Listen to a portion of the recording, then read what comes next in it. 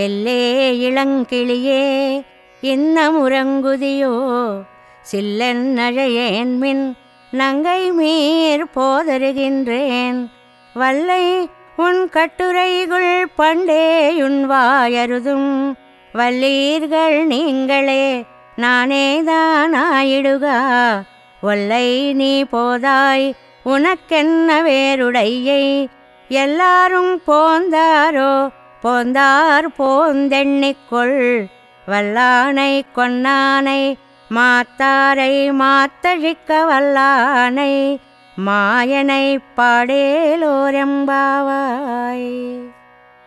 బయట గోపికలకి లోపల పరున్న గోపికకి సంభాషణాత్మకంగా సాగిన మధుర పాసురమిది.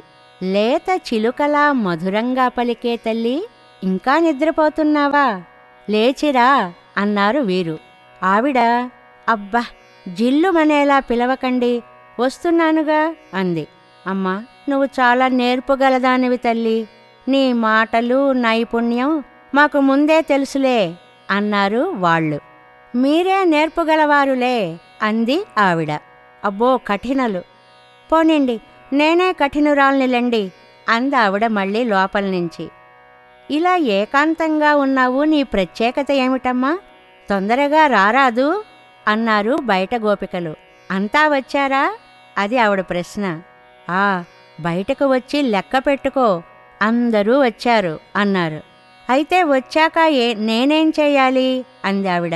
కువలయాపీడమనే ఏనుగని చంపినవాడు, శత్రుదర్పాన్ని అణచినవాడు, మాయావి అయిన శ్రీకృష్ణుని కీర్తిని గానం చేద్దామమ్మా, రా అంటూ గోపికలందరూ కూడా ఎంతో ఆనందంగా ఆహ్వానించారు లోపల గోపికని.